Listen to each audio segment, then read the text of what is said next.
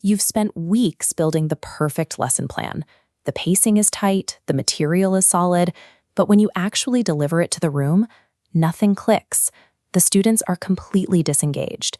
It feels exactly like throwing a heavy wrench into a perfectly engineered machine. Everything grinds to a halt. The failure usually isn't in the content, it's a structural mismatch. You are delivering information in a format that the brain sitting in front of you isn't wired to receive. This exposes the core tension in instructional design. Educators must decide between serving as an authoritative guide for developing youths or acting as a facilitator for autonomous adults. This flowchart illustrates the divergence. The moment a curriculum leaves your desk, it targets either the adolescent mind or the adult mind. The adolescent path relies on high structure. Teenagers require defined boundaries and step-by-step guidance to navigate new information safely. The adult path requires the opposite. Mature learners demand autonomy and the ability to apply their own life experiences to a problem immediately. Treating these two distinct profiles with the same instructional design guarantees friction. Success requires leveraging biological instincts rather than fighting them. To understand why these approaches diverge, we need to look at the cognitive machinery driving each age group. This comparison matrix breaks down the differences, beginning with the top row, the cognitive and academic divide. Under the adolescent column, instruction focuses on theoretical and future-oriented concepts. For teens, you design lessons around abstract exploration and hypothetical scenarios. This strategy succeeds because the teenage brain is actively developing the physical capacity for hypothetical reasoning. They are wired to explore what could be. Adults lack patience for this abstraction. They demand immediate practical relevance to stay engaged.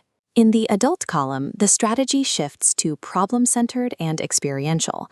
Based on Malcolm Knowles' principles of andragogy, this focuses on solving active, real-world issues. Adults walk into a course with decades of knowledge. Framing lessons around active problems connects new data to established frameworks. Forcing this self-directed model onto adolescents triggers massive cognitive overload. Without a structured foundation, teenagers quickly become anxious and lost. A learner's cognitive capacity dictates your instructional architecture. Adolescents need a linear, fixed path to succeed, whereas adults thrive only when given the agency to navigate their own objectives. But cognitive ability is only half the equation. The best academic plan fails if the social environment actively pushes the learner away. Let's move down the matrix to the emotional and social row. For adolescents, the defining social currency is peer validation. Integrating group collaboration directly into the coursework keeps their attention. This captures their intense psychological drive for acceptance. Teenagers are forming their identities by testing themselves against their peers. This peer-driven model carries costs. It invites emotional volatility and groupthink into the room, requiring heavy energy to police these social dynamics. Adults operate on a different frequency, peer-level respect. They expect to be treated as equals who are juggling outside careers and families. Validating those outside pressures strips away defensive barriers. Treating adults as professionals stabilizes the room's emotional baseline and builds deep trust. This creates high skepticism. Adults constantly evaluate the ROI of your lesson. You must continuously prove why the material is worth their limited time to maintain that respect. If you ignore this emotional landscape, you lose the student. Social engineering is just as critical as your syllabus for preventing drop-offs. Beyond age, every classroom contains universal variables, sensory preferences, and cognitive processing disorders that ignore demographics.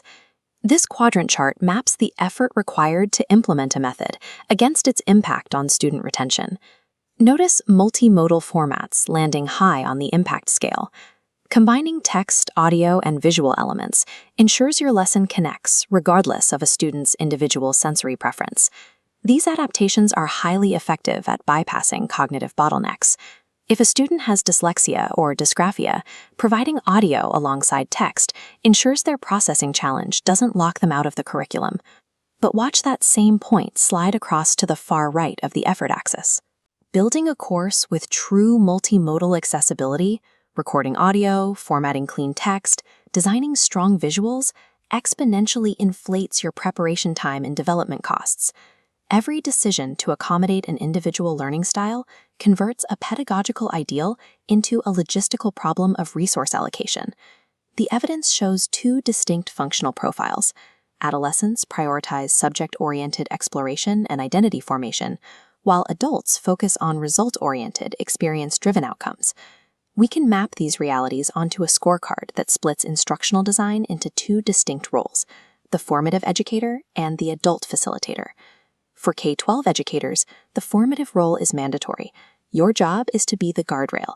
You must provide rigid structure, channel peer loyalty into productive group work, and build a protected environment for abstract exploration.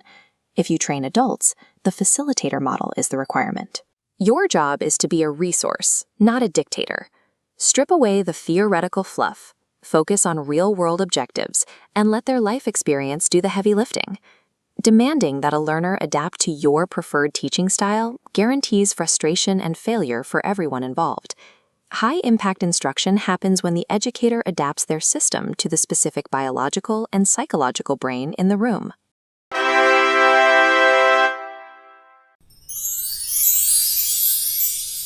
everyone! Lit Phoenix Fox here! Let's make our voice heard. Light up the like button, join our flock by subscribing, share the story to spread the spark and help me grow like you. Tell me in the comments what you thought was lit about this adventure. Thank you.